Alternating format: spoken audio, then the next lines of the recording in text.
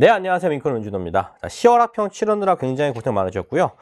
일단 결론부터 정리를 해드리면 문제가 되게 어려웠습니다. 그래서 일단은 요 파트가 여러분들이 하나하나씩 내공들이 다 있는 문제가 될 것이기 때문에 수능 전에 한번 어렵게 시험을 맞아보시는 데 있어가지고서는 되게 좋은 문제였다고 보입니다. 그래서 문제 자체가 다 내공이 있으니까요. 한번 제가 해설을 싹 다 한번 해드리도록 하겠습니다. 자, 1번부터 바로 볼게요.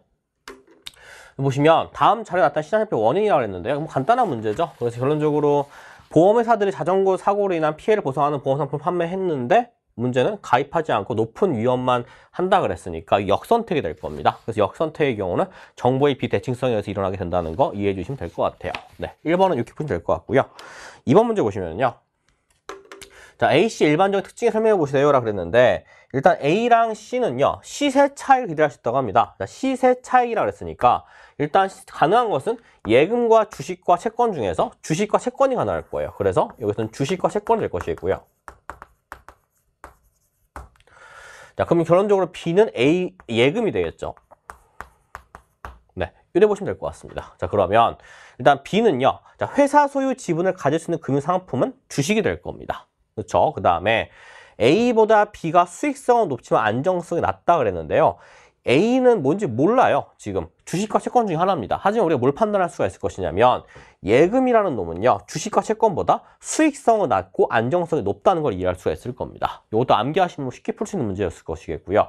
그 다음에 3번 A가 배당 수익을 기대할 수 있다고 한다면 자, A가 배당 수익이라고 친다면 주식이 될 겁니다. 그래서 A가 주식이 된다면 C는 채권이 될 것이기 때문에 이자 수익 기대할 수 있다는 표현이 맞겠죠. 네, 그 정답이 3번이라고 하면 될 것 같고요. 4번 C가 만기가 있는 상품이라면 자, 만기가 있다는 건 무슨 말이죠? 주식과 채권 중에 만기가 있는 것은 채권이 될 겁니다. 그래서 C가 채권이라면 A는 주식이 될 것이겠고요. 발행자 입장에서 자기 자본에 해당한다는 말로 이해해 주시면 될 것 같습니다. 부채가 아니죠. 그렇죠? 부채는 채권입니다. 그 다음에 맞아 5번 가에는 예금자 보호제도의 적용을 받아야 들어갈 수 없다라고 그랬는데 예금은 예금자 보호제도의 적용을 받죠. 그러니까 들어갈 수가 있다는 표현이 맞을 겁니다. 네, 간단한 내용이었고요. 넘어가서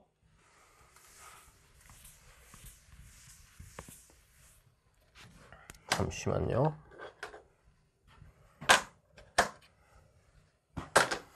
자, 그 다음에 3번 문제 보시면 자, 얘도 이제 우리가 지출 측면과 분배 측면과 생산 측면의 GDP를 나눈 것이다라 볼 수가 있을 것인데요.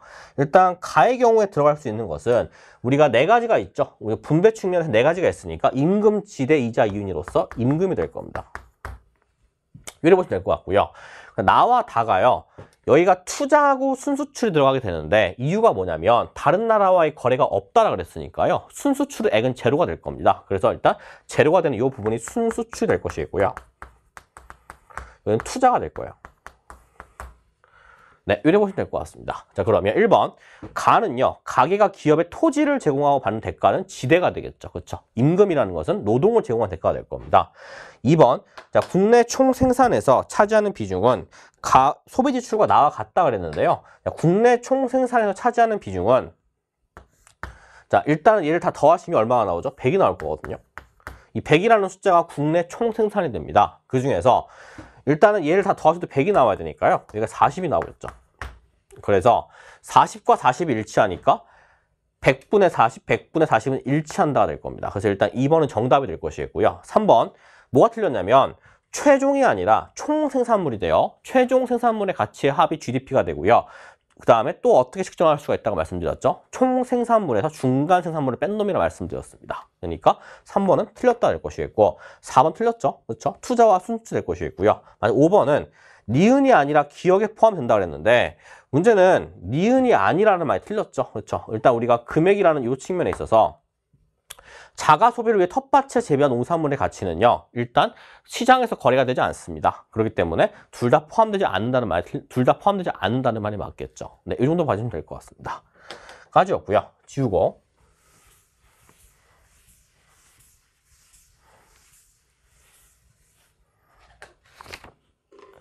4번 문제 되게 어려운 문제인데요. 이 문제가 한 개로 풀 수가 없어요. 여러분들. 왜냐하면 여기서 가우스적으로 점프하는 부분이 나오기 때문에 여러분들께서 이 문제는 어떻게 푸셔야 되냐면 무조건 총수익과 총비용을 구해주셔야 됩니다. 어려운 문제가 될 것인데요. 해석을 해볼게요. 자, 일단은 장비는 대당 5만 달러이며 한 대당 X의 최대 생산량은 3개에 달하겠습니다. 자, 그러면 장비가 대당 5만 달러가 나오는데요. 생산량이 한계라고 보신다면 장비의 가격이라 한다면 5가 될 것이겠고 5가 될 것이겠고 5가 될 것입니다. 4, 5, 6 부분에서 세대 생산의 3개라고 있기 때문에 4개째로 넘어가는 순간 10으로 불겠죠. 왜냐하면 3개까지는 한 개로 생산할 수가 있을 텐데 4개부터 생산되는 양은 2대가 필요할 것이기 때문에 여기서 10이 될 것이고요. 7대가 되는 순간 3대가 필요할 것이기 때문에 15가 될 겁니다. 네, 이게 장비의 생산 비용이라 봐주시면 돼요. 여기까지 되시죠? 그 다음에 두 번째로 원료의 가격은요. 여기다 한번 써볼게요. 자, 한 개당 1만 달러치가 필요하다고 했기 때문에 얘가 1이 되고요. 2가 되고 3이 되고 4가 되고 5가 되고 6이 되고 7이 돼요. 자, 그러면 총 비용에서 원료와 장비를 빼주시면 임금이 나올 것이기 때문에 밑에다가 임금을 써보신다라고 친다면 그렇죠? 10에서 1 더하기 5가 될 것이기 때문에 빼주시면 4 나올 것이겠고요. 7이고 10이니까 5 나올 것이겠고요. 8이고 14니까 6 나올 것이겠고요. 14고 24니까 10 나올 것이겠고 15고 26이니까 11 나올 것이겠고요. 그 다음에 12가 나올 것이겠고 15, 20이니까 17 나올 겁니다. 네, 이게 임금의 액수라 봐주시면 돼요.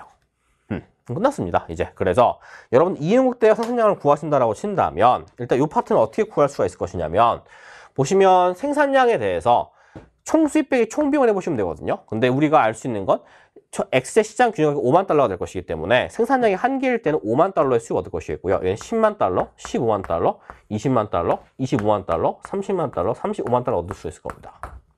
까지 되시죠? 자, 그러면 일단은 여기서 요것을 뺀 놈이 이윤이 될 것이니까요. 계산해 보시게 되면 여기가 제일 극대화된 놈이라 봐주시면 될 것 같습니다.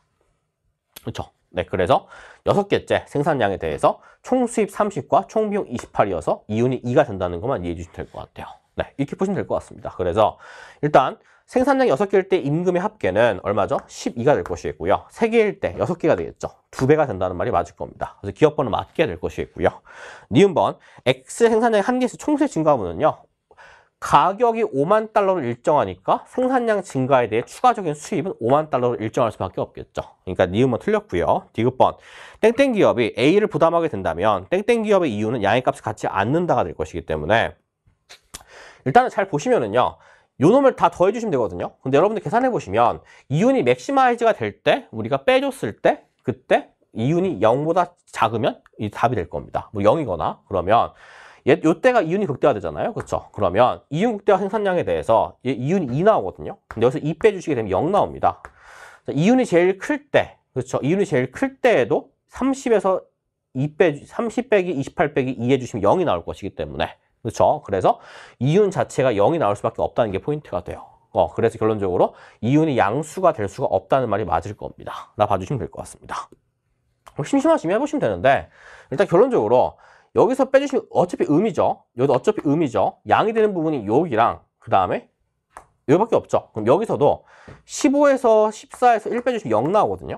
네, 그래서 여러분들이 일단 이윤이 양수인 부분에 대해서 A를 더해 주시면 된다는 걸 이해해 주시면 될 것 같습니다. 빼주시면 된다는 걸 이해해 주시면 될 것 같습니다. 그래서 요 경우나 요 경우 모두 0이 나올 것이기 때문에 이윤이 양수가 되는 부분은 없다가 될 거예요. 근데 그 다음에 리을번은 뭐 쉽죠. 여러분들 제가 항상 강조했던 내용인데 장비의 구입 비용이 1만 달러를 하락하게 된다, 4만 달러를 하락하게 된다면, 그렇죠?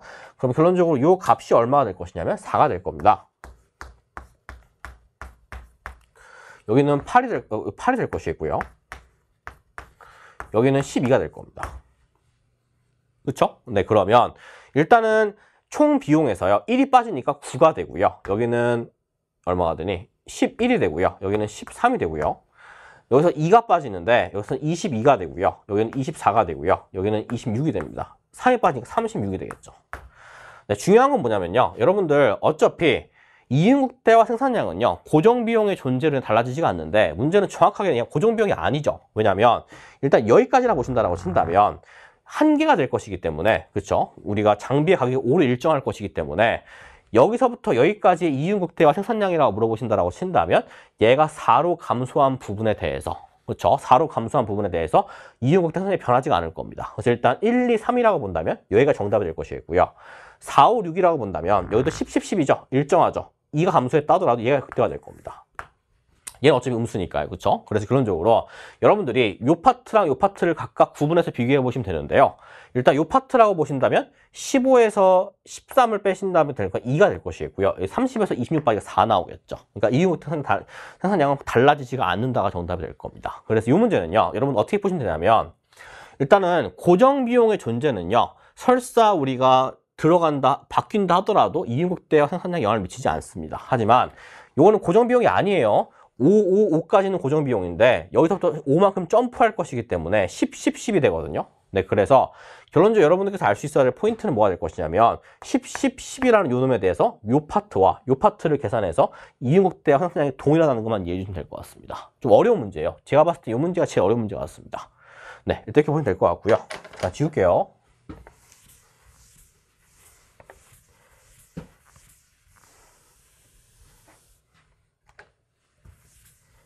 네, 여기까지였고요. 그 다음에 넘어가서 자, 5번 문제 보시면 자, 얘는요. 여러분들이 수유곡선의 직선 수직이라는 것만 이해하시면 돼요. 이제 일단은 공곡선이 자, 보세요. 일단 A와 B는요. 수요의 변동만 일어났고요. C와 D는 공급의 변동만 일어났다고 하거든요. 자, 근데 균형 가격을 잘 보시면 여기가 균형 거리가 일정합니다. 자, 수요가 변동했는데 균형 거리랑 일정하다. 어떤 뜻이죠? S가 되고 D가 변동거리가 돼요. 왜냐하면 수요가 변동을 했다라고 쳤을 때요. 그렇죠? 그때 균형 거리량 50개로 일정하게 된다라고 친다면 공급이 바짝 서 있어야 된다는 소리가 될 겁니다. 그렇죠? 그래서 일단 여기가 얼마인지 몰라도요. 여기가 만약에 DB라고 보시고 DA라고 보신다라고 친다면 여기는 30달러가 될 것이겠고요. 여기는 10달러가 된다고 봐주시면 돼요. 여기 따라오세요. 그 다음에 두 번째 이 C와 D 보시면은요.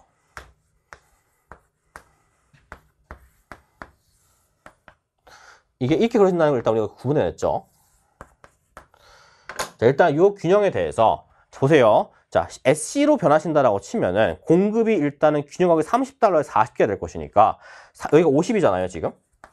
여기서 1로 감소했다 될 겁니다. 1로 증가했다 되겠죠. 자, 그래서 일단은 30달러와 10달러라고 보신다라고 치면 되니까 여기가 얼마가 되겠죠? 여기가 30달러 될 것이겠고요. 여기가 10달러라 봐주시면 돼요. 여기까지 되세요. 그러면 얘네들을 짬뽕 시키시면 되겠죠. 자, 볼게요. 짬뽕을 시킨다라고 친다면 이렇게 그려지는데요. 자, 일단은 수요가 변화했을 때라고 친다면 여기가 DA가 나올 것이고요. 여기는 10 나올 것이고요. 여기가 DB죠. 죄송해요. DA가 될 겁니다.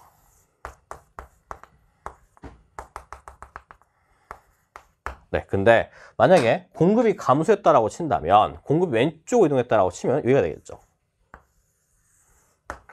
S에 얼마가 되니? 공급이 감소했으니까 균형 가격이 30달러니까 SC가 될 것이고요. 그 다음에 여기서는 10달러가 된다고 그랬으니까 SD. 네, 이래 보시면 될 것 같습니다. 그래서 일단 우리가 뭘 판단할 수 있냐면 이 균형점은요. 30달러와 10달러 사이에 있을 것이겠고 40과 50과 60 사이인 50에 존재한다는 게 포인트가 되겠죠. 네, 이렇게 보시면 될 것 같습니다. 그래서 바로 풀어볼게요. 자, 1번. 균형 가격은 30달러보다 크다라고 했는데 균형 가격은 30달러 낮을 수밖에 없겠죠. 그리고 합쳐보시게 된다면 그 다음에 2번. X제의 소득 감소는 A제로 변동할 요인이라고 했는데 문제 잘못 냈어요. 왜냐하면 정상제라는 말에 들어가야 됩니다. 여러분들. 왜냐하면 열등제라고 한다면 이 표현이 맞거든요. 그래서 약간 문제가 오류가 있었다는 거. 하지만 수능 때 그렇게 안 나옵니다. 자, 보시면 X제 소비자의 소득 감소는 A로 변동한다 그랬는데 소득 감소는 보편적으로 정상제라고 가정한다면 수요가 감소할 겁니다. 그러니까 일단 틀렸다 맞으면 될 것 같고요. 출제해둔 이거였습니다. 그 다음 3번.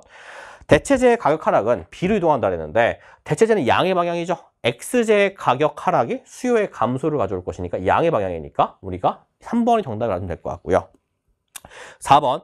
X제 원자재 가격 상승은 보세요. 공급 감소, 공급 증가죠. 이 말 이해되세요? 자, 그래서 원자재 가격의 상승이라고 본다면 우리가 여기서 공급이 감소할 것이니까 C로 이동할 수 있는 요인이라 봐주시면 될 것 같습니다. 네, 이래 보시면 될 것 같고요. 맞아, 5번. A와 D로 변동할 수 있는 요인이 동시에 발생하면 균형 관계가 감소한다는데 A와 D가 동시에 발생한다고 친다면 균형 거래량은 이쪽에 걸리겠죠. 그렇죠? 그러니까 증가한다는 말이 맞을 겁니다. 네, 이래 봐주시면 될 것 같아요. 어려운 문제였는데 이래 보시면 될 것 같습니다.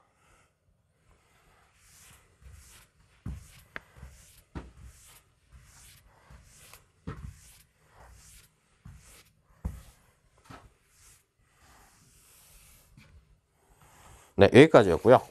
그 다음에 넘어가서 6번 문제 볼게요. 자, 6번은 너무 쉽죠? 자, A와 달리 B는 정부의 계획과 명령에 따라 기본적인 경제 문제 해결하고자 한다라 그랬으니까 B는 계획 경제가 될 것이고요. 시장 가격 비구에 의한 장벽을 강조하는 게 시장이 될 것이니까 1번이 정답이라 해주면 될 것 같습니다. 자, 2번. B는 A에 비해 사유재산권 보장을 중시한다 그랬는데 A의 특징이 될 것이겠고요. 그 다음 3번. 효율성은 시장, 형평성은 계획입니다. 4번. 희소성에 따른 경제 문제는 둘 다 발생하니까 구분할 수가 없겠죠. 마지막으로 5번. 인간 경제 주체들의 자유로운 경쟁이 보장됩니까? 질문으로 구분할 수가 있을 겁니다. 만약에 경쟁이 보장되면 시장, 없으면 계획이라고 봐주시면 돼요. 네, 여기까지였고요. 6번, 7번. 자, 일단은 얘도요. 인플레이션 문제가 나왔는데 자, 비용 인상 인플레이션과 수요 견인 인플레이션 중에 하나 발생했다 그랬는데요. 일단 보시면 2019년에는요. 현재 둘 다 음수죠. 그렇죠? 근데 실질 GDP랑 물가 상승이 둘 다 양수가 됐으니까 여기서부터 여기까지는 어떤 측면을 이해해 주시면 되냐면 수요와 공급이 있는데 AD와 AS가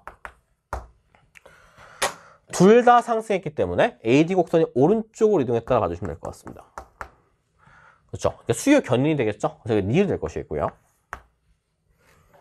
그 다음에 여기서 일로 간다라고 친다면 실질 GDP는 감소했는데 물가가 상승했으니까 요 놈을 그리신다라고 친다면 AS 곡선이 좌측 이동할 겁니다. 네, 그래서 여기가 이제 기억이라 봐주시면 되겠죠. 네, 이 상황이라 봐주시면 돼요. 네, 그러면 1번. 자, 2019년의 물가 변동은 일단 물가가 하락했죠. 자, 우리가 이거 알아두세요. 우리가 인플레이션의 문제점에 대해서 뭐라고 설명드렸죠?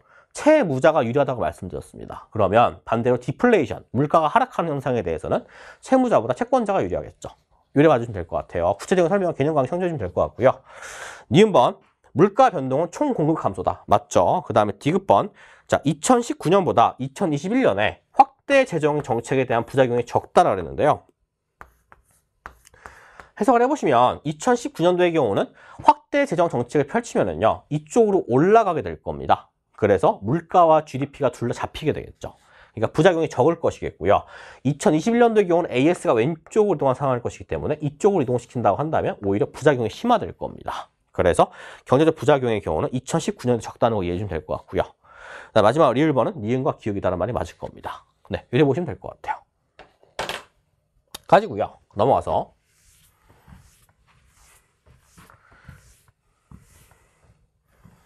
자, 그 다음에 8번 문제 보시면 자, 생산량 규제와 가격 규제 정책인데 제 개념책에 나오죠, 여러분들? 네, 개념책에 나오는 문제입니다. 자, 일단은 생산량 규제라고 했을 때 가격이 P1이 된다고 그랬으니까요. 요래 규제한다가 될 거예요. 그래서 이렇게 규제를 했을 때 여기서 균형이 결정이 되는 니은 기억번이 될 것이고요. 그 다음에 니은번의 경우는 가격 규제를 이렇게 했다는 소리가 되겠죠. 제 책에 이제 함의가 나오는데 가격 규제든 수량 규제든 균형이 동일하다라고 친다면 잉여는 잉여는 똑같이 변한다 그랬습니다. 이것만 이해하시면 돼요. 자, 그러면 기억번을 시행했다라고 친다면 잉여는 A가 되겠죠. 원래 A, B, C였는데 A로 바뀌었으니까 소비자잉여는 감소했다 될 것이겠고요. 2번 기억을 시행했다면 생산자잉여는 EF에서 B2로 증가합니다. 그래서 B-F만큼의 증가했다는 말이 맞겠죠. 그렇죠. 그 다음 3번 니은을 시행했다면 거래량 Q2가 된다고 했는데요. 일단 니은을 시행했다라고 친다면 우리가 가격 규제죠. 그랬을 때 거래량은 Q1이 된다. 왜냐하면 적은 쪽에서 이루어지게 되니까 이해해주면 될 것 같고요. 그 다음에 4번 니은 시행했다는 초과 공부를 정보 매입했다면 이라고 그랬는데 매입을 한다라고 치면은요. 일단 균형 거래량이 여기가 아니라 여기가 됩니다. 그래서 정부가 매입을 했다라고 치면은 공급자들은 여기까지 판매한다 될 것이 있거든요. 그럼 잉여가 여기가 될 겁니다. 그렇죠. 그래서 생산자 잉여의 경우는 EF에서 요 BCD만큼 증가한다는 표현이 맞겠죠. 네, 4번이 정답이고요. 5번 기억과 니은의 경우 총 잉여는 일치한다가 될 겁니다. 왜냐하면 여기가 될 것이니까요. 따라오세요.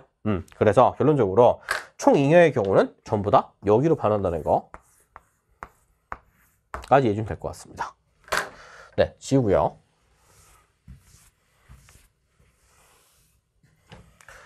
자, 그 다음에 9번 문제가 좀 헷갈리는 문제인데, 뭐 헷갈릴 거 전혀 없습니다. 여러분들이 일단 해석을 잘 해보시면, 자, 일단 경기 침체 시 경제 안정화를 위한 재정 정책이니까요. 침체 시에는 확대 재정 정책을 펼쳐야 될 거예요. 그러면 일단 A의 경우는 우리가 뭐라고 판단할 수 있을 것이냐면, 가계 생활 보조금 확대가 될 것이니까 세금을 감면시키는 말과 동일한 말이 되겠죠. 그래서 일단 확대가 될 것이겠고요.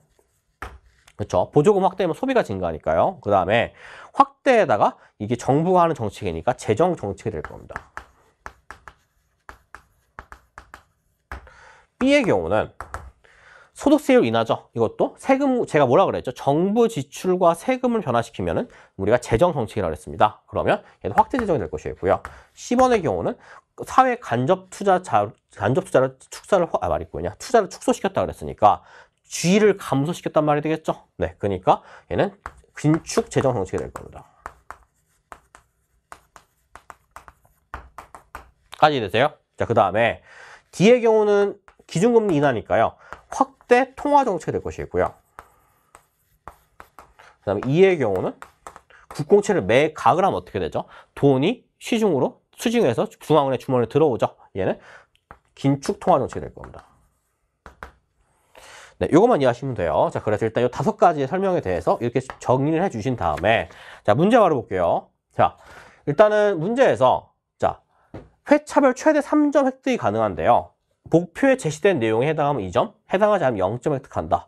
그 다음에 정책의 유형, 재정 또는 통화 정책에 해당하면 1점, 아니 6점이다 그랬으니까, 일단 갑의 경우는 6점이죠. 자, 그러면 갑은 6점이 될 것이니까 전부 다 맞았어요. 그러면 A가 뭐죠? 확대 재정이 될 것이거든.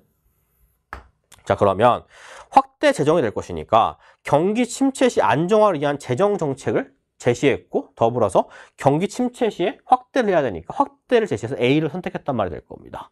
그렇죠? 그러니까 여기 3점이 나올 것이고요. 3점이 나와야겠죠?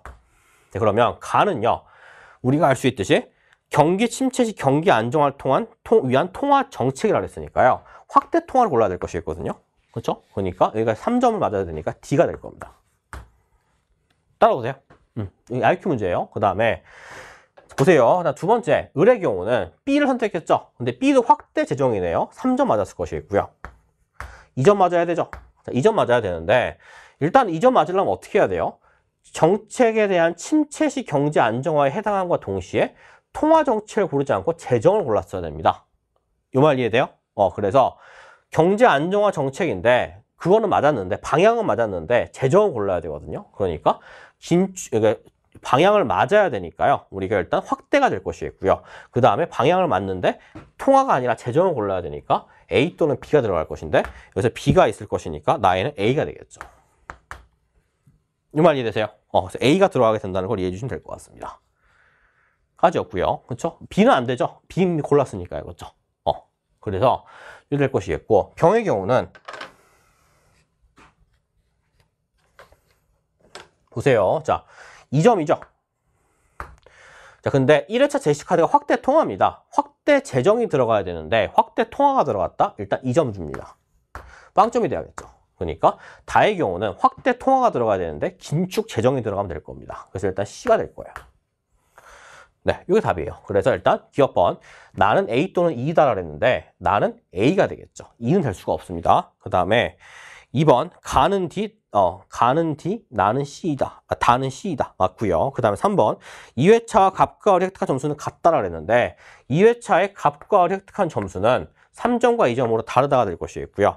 그 다음 1회차보다 2회차 점수가 낮은 참가자는 똑같고요. 낮고 낮으니까 2명이라는 표현이 맞을 겁니다. 네, 그래서 일단 IQ 문제예요. 여러분 A부터 E까지의 설명을 잘 해주신 다음에 골라서 대입해 주시면 될 것 같습니다. 네, 여기까지였고요.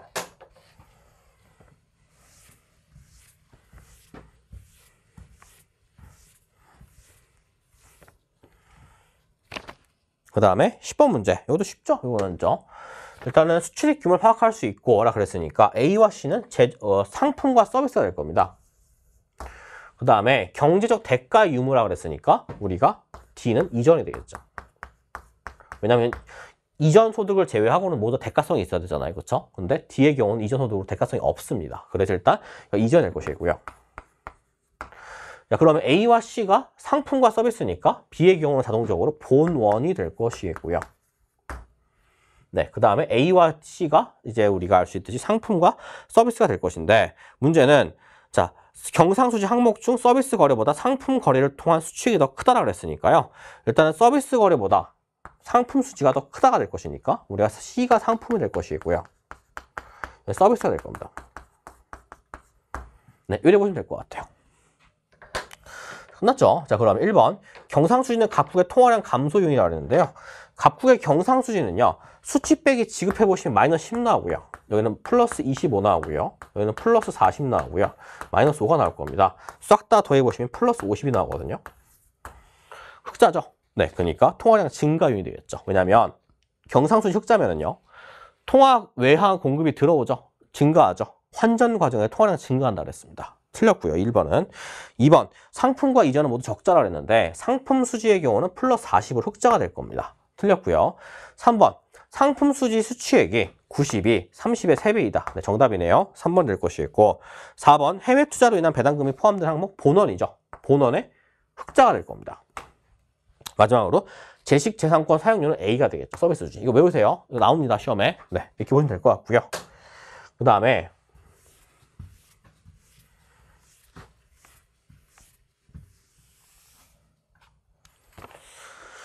다음 페이지에 11번 문제 보도록 하겠습니다. 자, 일단은 11번 문제는 되게 어려운 문제 중에 하나인데요. 여러분들이 식만 잘 세워주시면 돼요. 자, 일단 보세요. 자, 기억, 자료는 상품 A, B의 값의 선택에 따른 편익을 금액으로 나타낸 것입니다.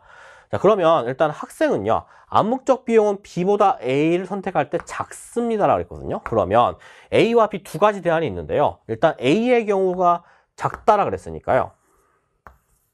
그렇죠? 자, 그럼 여러분들 해석을 해보시면 A 선택의 암묵적 비용은 뭐가 되는 거예요? 바로 B의 이익이 될 겁니다. 그렇죠? 우리가 암묵적 비용이라는 것은 포기한 대안들 중 회계학적 이익이 제일 큰 놈의 회계학적 이익이라고 그랬잖아요. 그러면 A 선택할 때 한 작다 그랬는데 어쨌든 A는 B의 이익이 될 것이고요. B의 경우는 A의 이익이 되겠죠. 대칭이니까. 자, 그러면 B보다 A가 작다라 그랬으니까요. 여러분들이 뭘 판단할 수 있을 것이냐면 A의 이익이 더 크다는 걸 판단할 수가 있을 겁니다.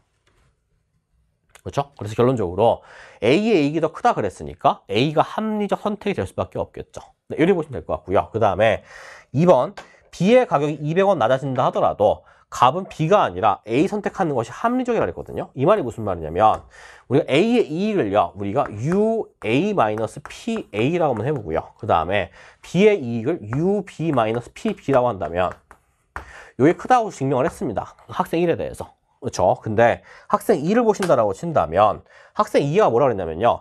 B의 가격이 200원 낮아진다 했거든요. 얘가 200원 낮아집니다. 그러면 얘가 UB-PB-200이 되겠죠.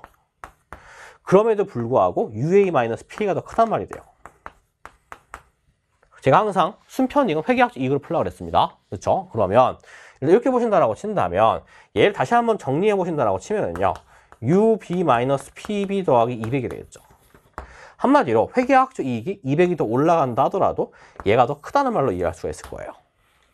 이 말 이해되세요? 자, 그러면 순편익을 정리해 보신다라고 친다면 자, 순편익은 뭐가 되죠? 이게 될 거거든요. 자, 보세요. U-PA에다가 그렇죠? 그 다음에 암묵적 비용이 플러스 UB-PB가 될 겁니다.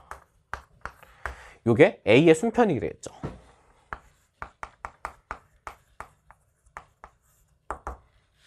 여기까지 따라오세요. 자, 그러면 A의 순편이 된다고 봐주시면 되니까요. 여러분들이 일단 이 상황에서 이게 양수란 말이 되겠죠. 이게 양수란 말이 될 것인데 해석을 잘 해보시면 여기다가요. 우리가 200을 더해 주신다라고 친다 하더라도 그렇죠? 200을 더해 주신다 하더라도 요걸 더한다 하더라도 양보다 크단 말이 될 겁니다. 자, 그러면 다시 한번 써보면 U-PA에 마이너스 UB-PB 그 다음에 이게 UB-P 플러스 200이 될 것이니까요. 여기 200이 되겠죠. 다시 한번 써보신다라고 치면은 UA-PA에 UB 플러스 PB 마이너스 200이 될 겁니다. 이게 양수란 말이 돼요. 자, 그러면 다시 한번 말씀드리면 이 200을 오른쪽으로 넘긴다라고 친다면 그렇죠? 얘가요. UA-PA에 UB-PB가 될 것이고 200이 될 겁니다. 자, 그러면 해석을 잘 해보시면 이게 뭐가 되는 거죠, 여러분들? 바로 A의 순편익이 200보다 크다는 말로 이해할 수가 있겠죠. 자, 해석을 다 해드렸는데 시험 영어서 이렇게 풀 필요는 없어요. 여러분들 어떻게 푸시면 되냐면 잘 보세요. 직관적으로 한번 이해해 보시면은요. A와 B가 있는데 B의 회계학적 이익이 200 늘었대요. 200 늘었으면 A의 순편익이 200 줄어야겠죠. 그렇죠? 200 줄었음에도 불구하고 0보다 크다는 말로 이해할 수 있을 것이거든요. 그러면 반대로 말하면 A의 순편익이 200보다 크다는 말로 이해할 수 있을 겁니다. 네, 그래서 5번이 정답이다라고 봐주시면 될 것 같아요. 여기까지 이해되세요? 그래서 결론적으로 아셔야 될 가장 중요한 포인트는 이 식으로 제가 증명을 해드렸는데 시험장 가서 이걸로 증명할 시간은 없습니다. 물론 증명해도 상관없긴 한데 시간이 얼마 안 걸리니까. 다만 여러분들이 뭘 판단할 수 있으셔야 되냐면 제가 말씀드린 이 직관만 이해하시면 돼요. A를 선택하고 B를 선택하는 거에 대해서 B의 회계학적 이익이 200만큼으로 더 늘었다 하더라도요. A를 선택한다는 말은 A의 회계학적 이익이 200만큼 줄어도 선택한다는 말이 되겠죠. 그러니까 순편익이 200만큼 줄어도 선택한다는 말이 될 것이니까 200보다 크다는 말로 이해해주면 될 것 같습니다. 네, 그래서 일단 5번이 정답이고요. 1번, 자 A가 B보다 가격이 낮다라 그랬는데 알 수가 없다가 정답입니다. 자, 이거 해석 한번 해드릴게요. 질문이 많이 나오는데 자 보세요. UA-P, UB-P가 있죠. 우리가 알 수 있는 건 이 네 가지 변수에 대해서 이와 같은 식이 유지된다는 것만 알 수 있을 뿐이지 PA와 PB의 가격은 구분할 수가 없습니다. 왜냐하면 여기가 100이고요. 여기가 30이고요. 여기가 70이고 50이라고 한다 하더라도 성립하죠. 그렇죠? 하지만 여기가 200이고요. 170이고요.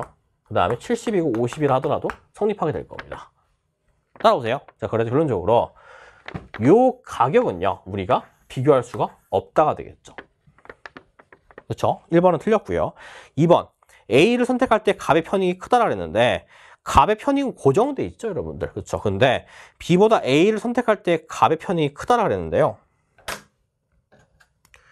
자, 이것도 70, 70이고 값의 경우는 200, 100이라 보신다라고 친다면 우리가 뭘 판단할 수 있을 것이냐면요. 이 상황에서는 UA가 더 크죠. 그렇죠? 하지만 만약에요. 얘가 쑥 줄어가지고 보세요. 얘가 만약에 한 20 정도를 하시고요. 50 정도를 한다면 그렇죠? 50-20이라고 정의해 볼게요. 자, 그러면 50-20이라고 정의한다라고 치면은요. 얘보다 얘가 더 크죠. 얘가 더 크죠. B가 더 크죠. 하지만 요 경우라고 친다면 A가 더 클 겁니다. 그러니까 한마디로 1번과 2번은요. A와 B의 편익과 가격은요. 각각의 변수의 정의에 따라 달라질 것이기 때문에 그러니까 우리가 상품 수지 문제에서 유의백과 유추액을 알 수 있다 하더라도 전체 규모 판단할 수가 없죠. 그 말과 동일한 말을 봐주시면 될 것 같습니다. 그렇죠? 그 다음에 3번 값의 선택에 따른 명시적 비용은 PA죠. 그렇죠? A가 B보다 200원 크다. 이것도 알 수가 없죠. 200원 큰지 어떻게 되는지 알 수가 없으니까요. 그렇죠? 근데 4번도 기회비용은 B보다 A를 선택하는 작다라 그랬는데요. 일단 이것도 알 수가 없죠. 왜냐하면 기회비용이라 하더라도 우리가 편익이 더 훨씬 크다라고 친다면 그렇죠? A의 기회비용이 더 클 수도 있습니다. 순편익 양수만 내면 되니까요. 이 말 이해되세요? 그래서 결론적으로 증명을 해보시면 될 것 같고 포인트는 이 내용만 이해하시면 된다는 게 이해가 포인트가 될 겁니다. 네, 그래서 이만큼 감소한다 하더라도 변화가 없다는 것만 이해해 주시면 될 것 같아요. 네, 여기까지였고요. 잠깐 지울게요.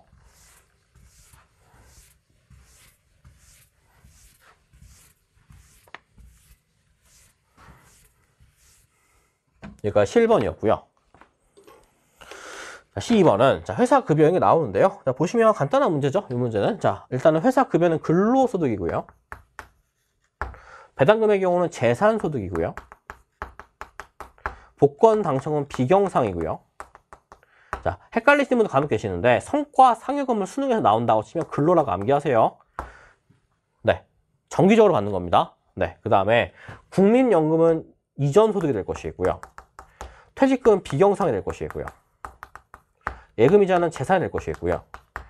자녀 결혼 축하금은 비경상이 될 겁니다. 네, 이것만 이해하시면 될 것 같아요. 그래서 1번, T년에 이전 소득이 발생하지 않았죠. 2번, T 플러스 20년에는 이전 소득보다 100,000만 원이죠. 비경상 소득 5,400만 원입니다. 보시면 될 것 같고요. 3번, T년의 근로소득은 3,100만 원이고요. 비경상 소득은 5,400이니까 절반은 아니죠. 4번, T 플러스 20년에는 T년과 달리 재산이 발생하지 않았다 그랬는데 예금이자 발생했습니다. 5번이 정답이고요. 자, T년에는 T 플러스 20년이 경상소득이 1,200만 많다 그랬는데 경상소득은 얘랑 더하시면 되니까 3,200이 될 것이고요. 그 다음에 경상소득의 경우는 이전과 재산이 있으니까 1,600이 될 겁니다. 그러니까 5번이 정답이라고 하시면 될 것 같아요. 네, 여기까지였고요. 그 다음에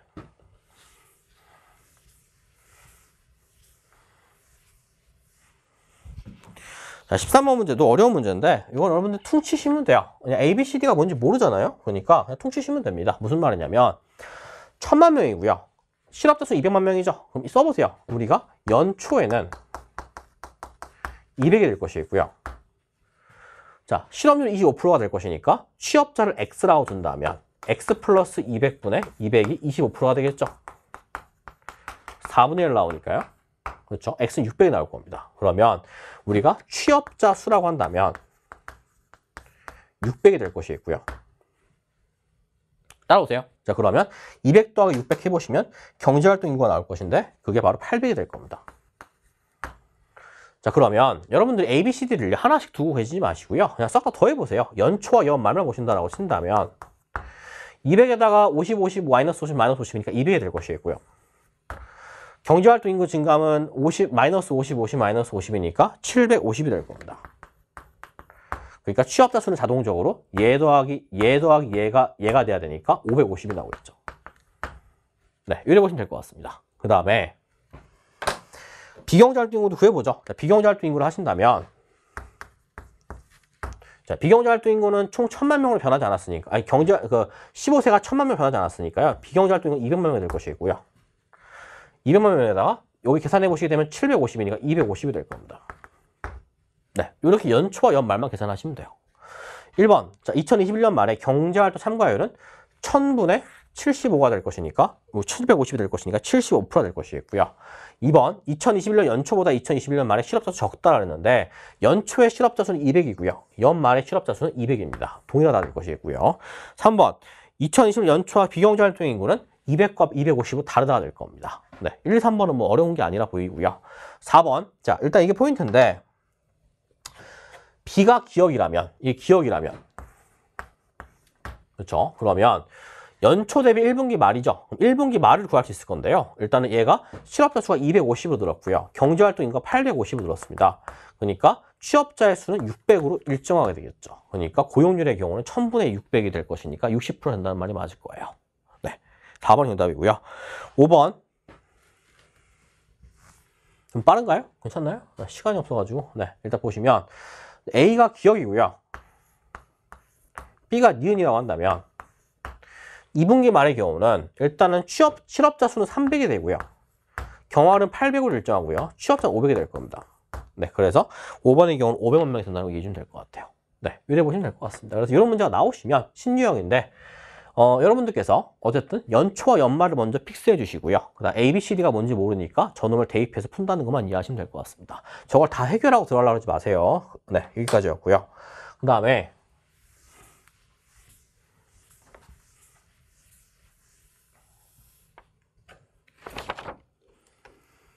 자, 다음 자료에 대한 가나에 대한 옳은 추론을 골라달라가 될 것인데요. 네, 일단 이것도 쉬운 문제죠, 여러분들.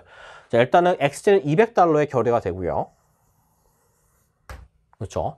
무제한 공급이 가능하고 교역에 따른 거래량은 비용은 없었다. 그렇죠.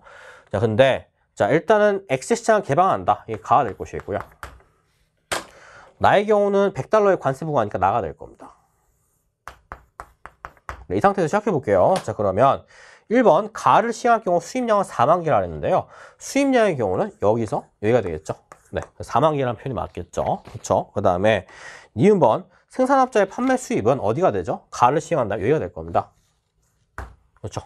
이 말 이해돼요? 왜냐하면 공급을 얼마밖에 못하죠? 2만 개밖에 못합니다. 가격 2에 대해서. 그러니까 4만 달러가 될 것이, 400만 달러 될 것이겠고요.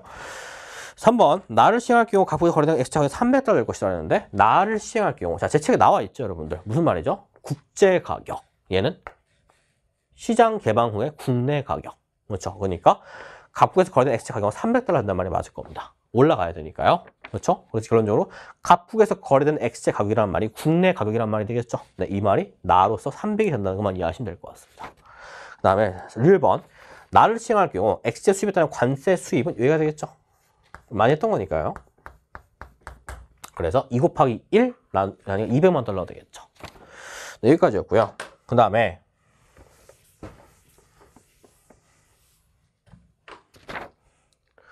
자, 15번. 자, 그림에서 가브리 설명한 환율 변동이 지속될 경우에 대한 설명으로 옳은 것을 골라달라가 될 것인데요. 자, 우리나라 외환시장 동향을 말씀해 주세요. 1번, 달러 공급 감소로 달러와 대비 원화 가치 하락하고 있습니다. 라고 나와 있죠. 그 다음에 위안화 대비 원화 가치 상승하고 있습니다. 나와 있습니다. 자, 이거 가치로 바로 풀어버릴게요. 1번. 자, 각국 기업의 달러화 표시 외채 상환 부담이 증가한다 그랬는데요. 달러화의 가치가 오르고 있으니까 당연한 말이지만 달러가 비싸질 거거든요. 달러로 갚아야 되는데 우리가 원화 갖고 있잖아요. 손해볼 겁니다. 그래서 부담 증가하는 편이 맞을 거고요. 니은번. 자, 한국에서 유학 중인 자녀를 둔 미국 학부모의 유학비 부담을 감소한다 그랬는데요. 자, 미국 학부모는요. 달러화의 가치가 오르고 있으니까 달러를 갖고 있죠. 부담 감소할 겁니다. 네, 니은 맞고요. 디귿번. 자, 위안화 표시 가격으로 중국 원료를 수입한 한국 기업 부담은 증가한다 그랬는데 위안화 대비 원화 가치가 상승하고 있잖아요. 위안화의 가치가 떨어지고 있죠. 그러면 위안화로 표시된 제품의 가격이 싸질 겁니다. 그러니까 부담은 감소한다는 것이고요. 따라오세요. 그 다음에 1번. 중국으로 여행하는 한국인과 달리 미국으로 여행하는 한국인은 감소할 것이다 라고 그랬는데 보시면 한국인의 여행 경비 부담은요. 원화 가치가 하락하면 부담이 될 것이고 상승하면 이득이 될 겁니다. 근데 달러화 대비 원화 가치는 하락하니까 미국으로 여행하는 한국인의 여행 경비 부담은 감소한다 될 것이고요. 중국으로 여행하는 한국인의 경우는 중국으로 여행하는 한국인과 달리라는 표현이 틀렸죠. 그렇죠. 그러니까 우리가 중국으로 여행하는 한국인의 경우는 그렇죠. 원화 가치가 상승했으니까 부담은 감소할 것이겠고요. 그 다음에 미국으로 여행하는 한국인의 여행 경비 부담은 증가한단 말이 맞을 겁니다. 그렇죠. 왜냐하면 원화 가치가 하락하고 있으니까 손해를 보고 있겠죠. 네, 이렇게 보시면 될 것 같고요. 그 다음에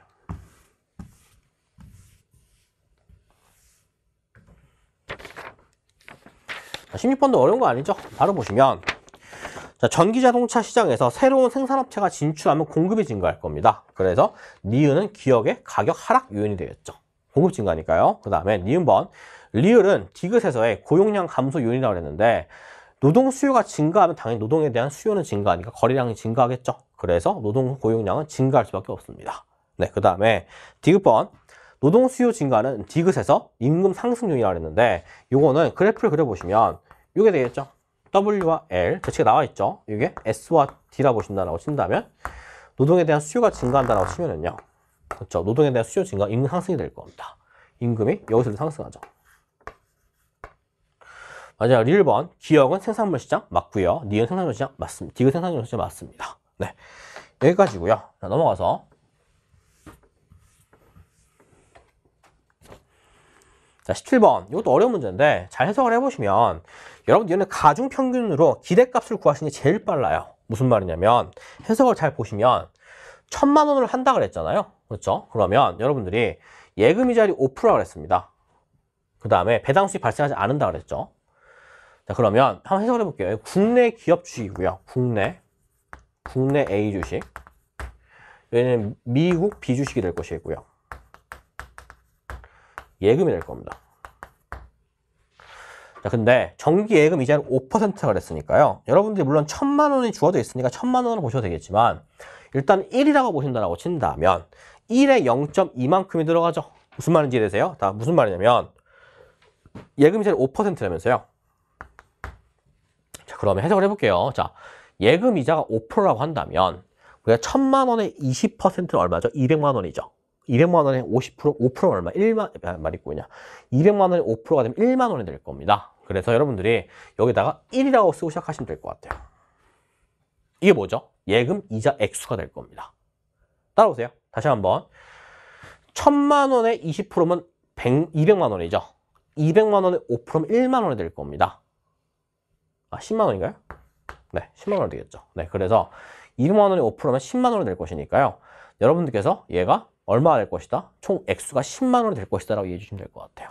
자, 그러면 예금 C의 값의 경우 요만큼 될 것이고요. 얘는요. 1000만 원에 5%잖아요. 그러면 1000만 원에 30%니까 150만 원이 될 것이겠고 150만 원에 5%라고 본다면 얘는 네, 계산이 안 되니? 잠깐만 있어봐요. 1.5가 되겠죠. 1000만 원에 30%면 150이 될 것이고요. 150이 5%면 7.5. 네, 7.5가 되겠네요. 그렇죠? 그래서 결론적으로 을의 경우는 보시면 아시겠지만 정기 예금 이자율이 연 5%가 그랬기 때문에 자, 일단은 갑의 경우는 1000만 원을 전부 5%에 집어넣으면 50만 원 나오거든요. 50만 원에 30%가 나올 것이니까 우리가 15가 나온다고 이해해 주시면 될 것 같습니다. 그래서 여기는 10이 될 것이고 15가 될 거예요. 까지 되세요? 그래서 결론적으로 을의 경우는 15와 10의 이자 수익을 얻고 있었던 소리가 될 겁니다. 근데 여기서 국내 주식 A를 보신다라고 친다면 가를 볼게요. 자, 일단은 가는요. A 가격이 5% 올랐고 B 가격이 5% 떨어졌습니다. 자, 근데 원달러 환율 5% 올랐죠. 자, 문제의 포인트는 뭐죠, 여기서? 바로 원화로 현금화했다 될 겁니다. 원화 수익을 구하시면 되거든요. 자, 그러면 일단은 원화 수익 구하시면 되는데 5%가 올랐으니까요. 여러분께서 뭘 판단할 수 있을 것이냐면 일단 5%가 다 올랐네요. 네, 그럼 얘가 일단 225가 될 것이겠고 얘는 얼마가 될 것이냐면 1이 될 겁니다. 10이 될 겁니다. 이 말 이해되세요? 그래서 일단 여러분들께서 갑의 경우는 1000만 원에 50%를 투자했잖아요. 500만 원이죠. 500만 원에 5%라 그랬으니까 25만 원 된다는 걸 이해주면 될 것 같고요. 20%가 10만 원 이해주면 될 것 같아요. 네, 그러면 일단 요거는 다 일정하니까요. 이래 써주시고 시작하시면 되거든요. 자, 그러면 여러분들이 이제 요 놈만 분석하시면 됩니다. 아까 순간적으로 계산이 안 돼가지고 죄송합니다. 자, 그러면 자, 우리가 미국 주식에 대해서 얘네들을 더하시면 일단 갑의 경우는 고정적으로 35의 수익을 얻을 수가 있어요. 그렇죠? 그 다음에 을의 경우는 고정적으로 25의 수익을 얻을 수가 있습니다. 그렇죠? 그러면 만약에 이 문제에서 뭘 물었냐면 갑이 을보다 많아지는 상황이 된다 그랬으니까 여기 수익이 계산했을 때 요 놈이랑 더해가지고 이렇게 더해가지고 요게 더 크다는 것만 이해하시면 될 것 같아요. 그렇죠? 근데 포인트 이미 갑이 크죠? 보세요. 자, 일단은 을 B에서 역전이 되지 않는 경우만 구하시면 되는데요. 일단 포인트는 B의 가격 5% 떨어졌거든요. 근데 원달러 한 5% 올랐습니다. 그러면 보세요. B는 미국 주식이죠. 미국 주식인데 원달러 환율이 5% 올랐으니까요. 미국 주식의 가치는 5% 떨어졌지만 원달러 환율이 5% 올랐기 때문에 0% 정도가 될 겁니다. 물론 증가율의 비대칭성에 의해서 약간 차이가 있긴 하겠죠. 하지만 포인트는 B의 가격이 5% 떨어지고 5% 올랐다라고 친다면 거의 차이가 없다는 게 포인트가 될 겁니다.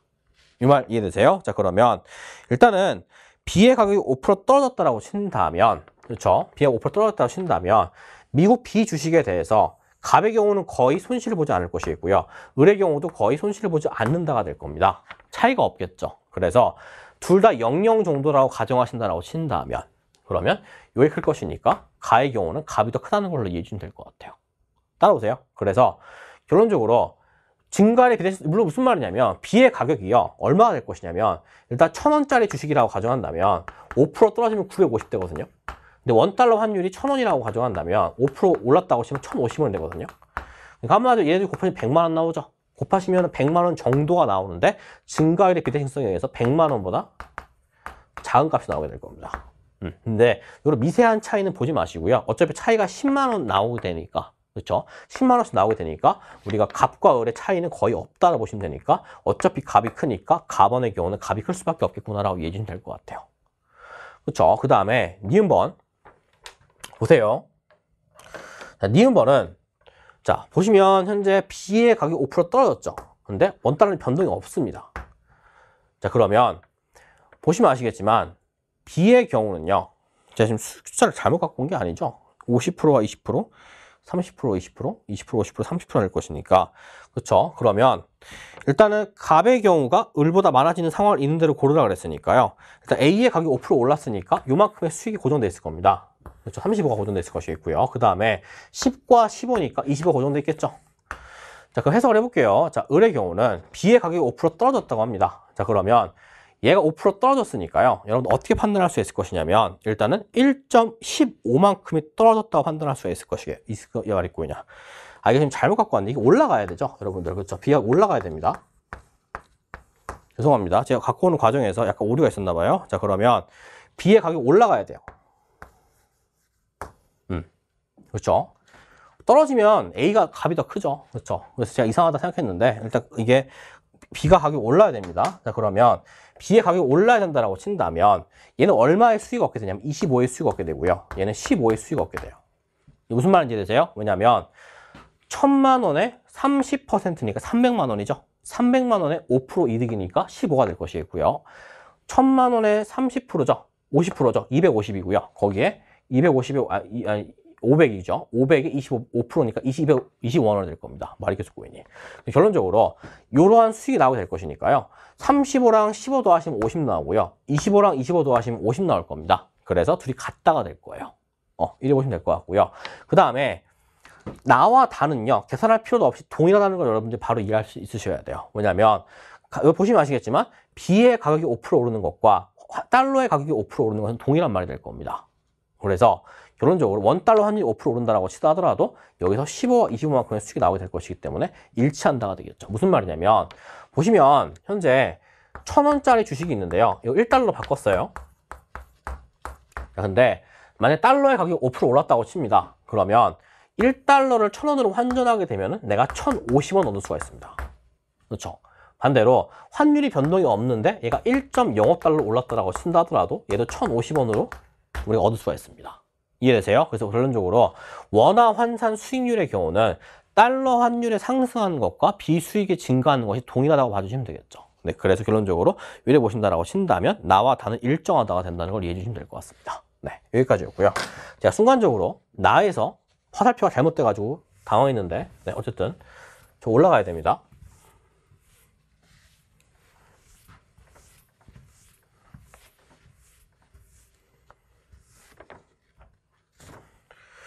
까지였고요. 그 다음에 18번 문제 보시면 표에 대한 분석을 옳은 것은 이라고 나와 있는데 이런 문제가 나오시면 뭐 하라 그랬죠? 제가 실쥐를 구하라 그랬습니다. 그래서 2018년도의 경우라고 친다면 자 실질 GDP는 100억 달러라 그랬거든요. 그러면 일단 실쥐를 구하신다라고 치면 100억이 될 겁니다.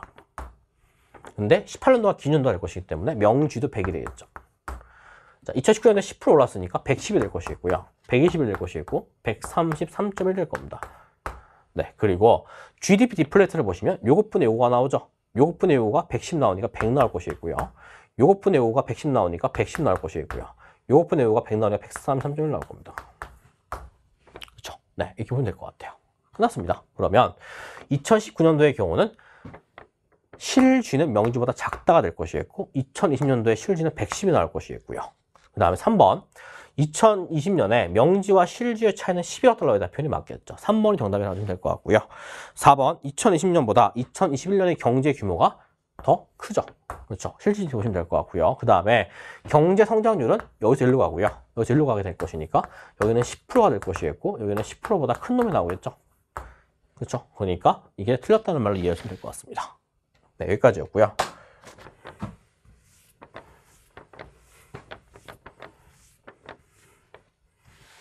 그 다음에 19번 문제 보시면 얘도요 여러분들 되게 어려운 문제인데 해석을 잘 해보시면 일단 지금 X제 수요량 빼기 공급량이 나와 있으니까 여기다 X제 공급량을 구해보시면 돼요.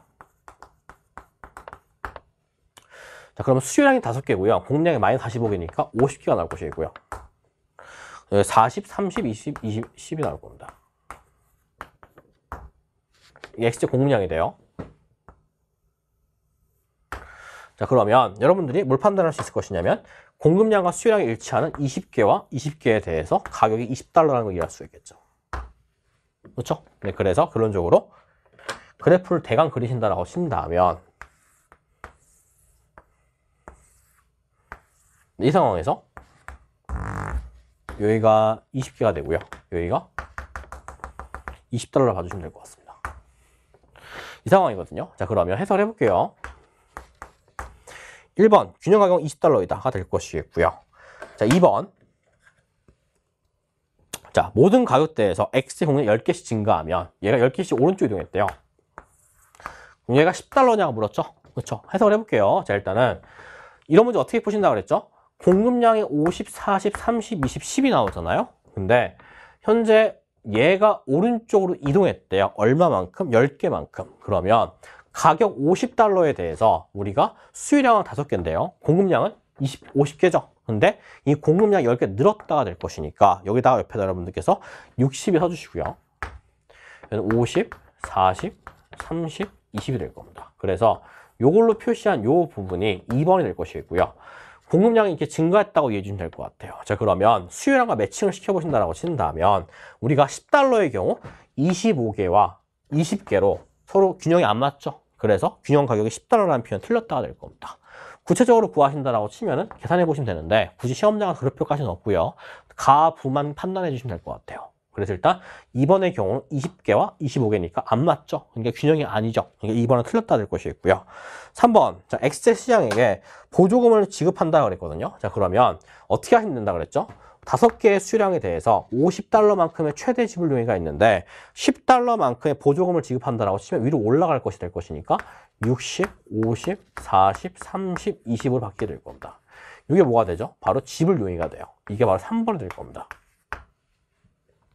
따라오세요. 자, 그러면 우리가 50개에 대해서 $50인데 60개, 5개에 대해서 $60 나오잖아요. 자, 문제에서 뭘 물었냐면 균형 거래량 25개라 물었거든요. 근데 보시면 아시겠지만 현재 25개의 수유량에 대해서 $20의 가격이 나오거든요.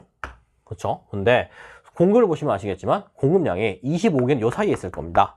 그렇죠? 그래서 25개는 요 사이에 있을 건데 그때 가격은 39와 20 사이인 $25가 되겠죠.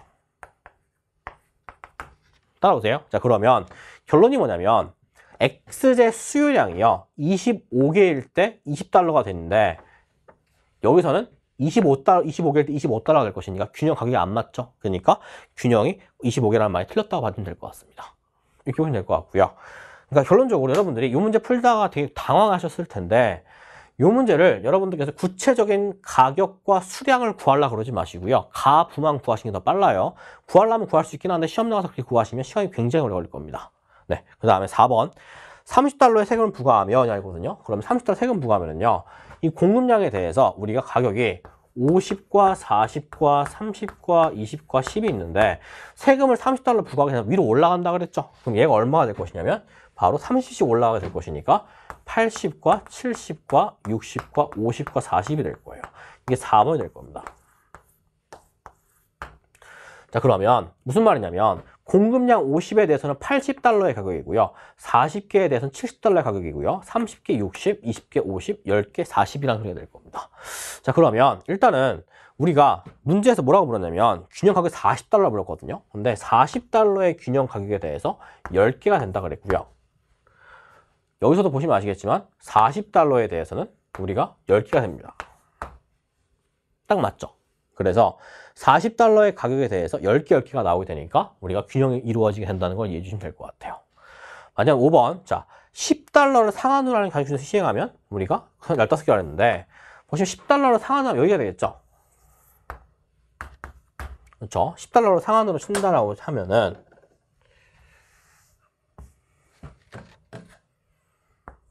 이게 될 겁니다. 그때 시장 거래량 여기냐라고 물었거든요. 한마디로 여러분들 뭘 보시면 되죠? 공급량을 보시면 돼요. 그러면 공급량이 시장 정부가 $10로 규제한다라고 친다면 10달러는 어디에 있어요? 여러분들 여기에 있죠. $10로 규제한다고 쳤을 때 그때 공급량은 몇 개가 될 것이다? 바로 10개가 될 것이다 말이 될 겁니다. 그렇죠? 그러니까 10개의 공급량에 대해서 $10의 가격이 나올 것이니까 10개의 공급 10달러 10개 이렇게 된다는 소리가 되거든요. 그래서 결론적으로 여기가 정답이다. 그래서 15개가 아니라 10개 달아봐주시면 될 것 같습니다. 까지였고요.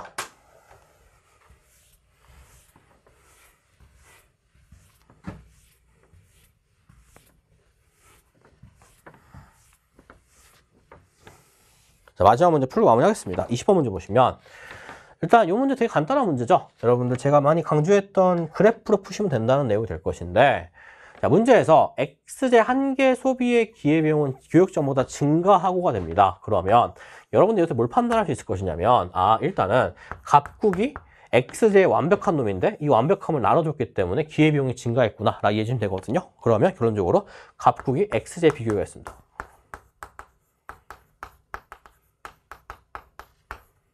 그렇죠? 그러면 갑국이 X제가 될 것이니까요. 가파른 놈이 누구죠? 얘가 되겠죠? 얘가 될 것이겠고요. 이거 Y제가 되고 이거 X제가 될 것인데 갑국이 X제의 비교가 있으니까요. 여러분들께서 이게 갑국이라 봐주시면 될 것 같고요. 을국이 된다 봐주시면 될 것 같습니다. 기울기를 구하신다라고 친다면 일단 뭐 기울기 구할 필요 없죠. 일단 우리가 일단 갑국과 을국의 생산에 대해서 보시면 될 것 같으니까 1번은 보자마자 틀렸다는 게 바로 보이긴 할 거고 그 다음에 A는 교역국, 갑국, 을국 한 나라의 소비점이라 했거든요. 그러면 갑국과 을국의 중 한 나라의 소비점이라 했는데 만약에 을국이 뭐라고 친다면 그렇죠? 을국이 현재 교역국, 갑국과 을국 중 한 나라의 소비점이라고 했으니까요. 여러분들 일단은 을국의 경우를 그릴 수도 있겠죠. 하지만 을국이 그려질 수 없는 이유가 뭐예요라고 물어보시게 된다면 제가 항상 말씀드렸듯이 교역을 하려면 서로 간에 양국 간에 이득이 있어야 되거든요. 근데 만약에 여기서 스타트해가지고 이렇게 그려진다라고 친다면 이렇게 그려진다라고 친다면 우리가 뭘 판단할 수 있냐면 나보다 더 완만해집니다. 그러니까 그런 갑국이 참여하지가 않겠죠. 그렇죠. 그러니까 이렇게 그릴 수는 없고요. 요 사이 범위가 돼야 되니까 갑국이 여기서 시작해가지고 이렇게 그려져야만 된다는 게 포인트가 될 겁니다. 그래서 이게 갑국의 소비 가능 곡선이라고 봐주시면 될 것 같아요. 이 말 이해되세요? 여러분들이 보자마자 일단은 을국이 저렇게 그릴 수도 있지 않을까라고 판단할 수가 있겠지만 을국이 이렇게 그려지게 된다면 갑국에 참여를 안 합니다. 그래서 일단 그릴 수가 없고요. 이게 답이에요. 그러면 우리가 알 수 있는 건 여기서의 교역 비율은 델타는 12분의 14니까 6분의 7이 나올 겁니다. 네, 이 끝이에요. 그럼 1번은 일단 틀렸고요. 2번.